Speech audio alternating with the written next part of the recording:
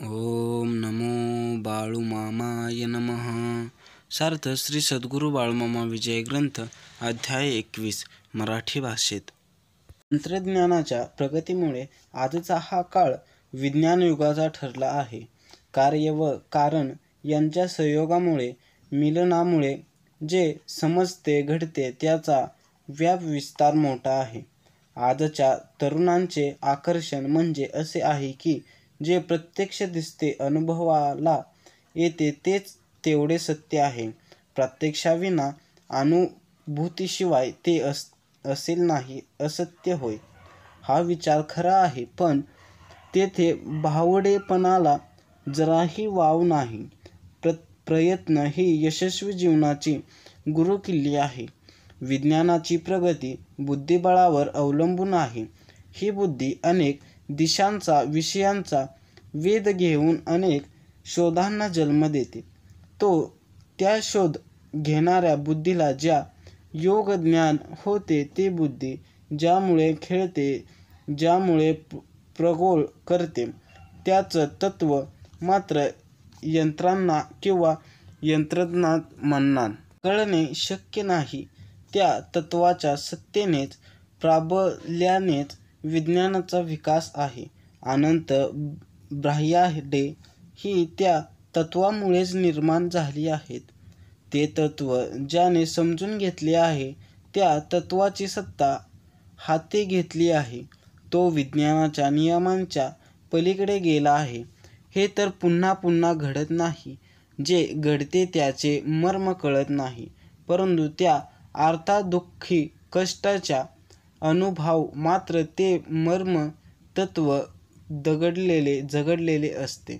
ते तत्व प्रयोग म्हणून घडत नाहीत, कुणाला दिपवण्यासाठी, आश्चर्यचकित करण्यासाठी घडत नाही, तर दीन गरीब अर्थासाठी, त्यावर कृपा, कल्याण, मंगल, शुभ करण्यासाठी घडलेले असते. कृपेमध्ये जी शक्ती, जे बळ असे ते विज्ञानाच्या नियमांना धाब्यावर बसते, नियमांना दाद देत नाही. अशा वेळी विज्ञाननिष्ठ मंडळींचे तर्क, प्रमाण, अनुमान, पुरावे नामाशेष लुप्त होतात. जे खरेखुरे संत असतात ते प्रसंग पडल्यावर प्रसंगाला अनुसरून आपली महत्त्व, श्रेष्ठता दाखवतात.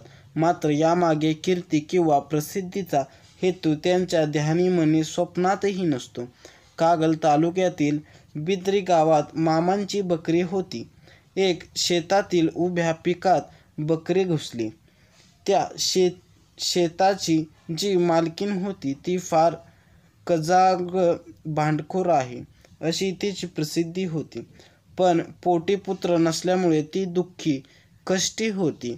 ती हुशार लेकरीबाई मामांना म्हणाली, मामा, तुम्ही माझं देणं लागता, पण मला तुमच्याकडून पैसा अडका नकोय, माझ्या पोटी पुत्र द्या. तेव्हा मामा म्हणले, बाई, तुझ्या नशिबात पुत्र नाही. बाई ईर्षेला पेटल्याप्रमाणे म्हणते, मला मुलगाच हवा आहे आणि तो मी तुझ्याकडून घेणारच. मग मामा ध्यान लावून बसले. थोड्या वेळाने ध्यानमुक्त होऊन भानावर आले. म्हणले, मुलगा देईन, पण तू घेऊ नकोस. तो न घेण्याचं तुझं कल्याण आहे, कारण तो कुलांगार ठरणार आहे. तो तुम्हाला अतिशय त्रास देईल. असा पुत्र नाही घेतलीस तरच तुझा संसार सुखाचा होईल. परंतु बाळूमामांचे तिने मानले नाही, कारण तिला मुलाचं वेड लागलं होतं. पुत्रजननी व्हायचं होतं. तिला कालांतराने मुलगा झाला, पण कुळाला छळणारा कलंक बनला. कागल तालुक्यातील तमनाकवाडा गावाचे विष्णू चौगुले मामांच्या भक्तीला रंगलेले. बाळूमामा आपल्या घरी कधी आले नाहीत याबद्दल त्यांना खंत वाटत असे. ज्या घरात मांसाहार चालतो, चौगुले मांसाहारी होते, ते घरात मामांना वर्ज्य असे. अशा घरी जे जात नसत. अशा उत्कर्ष उन्नती व्हावी म्हणून उदार मनाने भंडारा देत असत. विष्णू चौगुले यांची शेती थोडीच आणि ती सुद्धा निकस, त्यामुळे पिकांचं उत्पन्नही जेमतेम मिळत असे. पण श्रद्धेने त्याने शेतात भंडारा टाकला. वेळं पीक आलं, उत्पन्न भरपूर निघालं. चौगुल्यांचे काही वैरी हा द्वेषाचा कैवारी विष्णूवर विष प्रयोग करायचा आणि त्याला यमसदनाला पाठवायला असा त्यांनी बेत केला. मामा विष्णूला एकदा म्हणाले, निष्पन्न भोजनासाठी कुणीही कितीही आग्रह केला तरी आमंत्रण स्वीकारून कोणा संगतीही जाऊ नको. एक आमंत्रणाप्रमाणे तो जेवणासाठी गेला नाही, तेव्हा वैऱ्यांनी घरी मिठाई आणून दिली. विष्णूने मिठाई खाल्ली नाही. ती मिठाई मुंग्यांना घातली तर मुंग्या दारात मरून पडल्या. संत विज्ञानाचा प्रयोग शोधाच्या पलीकडे असून प्रसंगी ते कर्तृक आकर्तृक अन्यथा कौतुक असतात, असे सांगणारा हा 21वा अध्याय पूर्ण झाला. ओम नमो बाळूमामाय नमः. बोला बोला बाळूमामांच्या नावानं चांग भलं. बोला बोला बाळूमामांच्या शेळ्या मेंढ्यांच्या नावानं चांग भलं.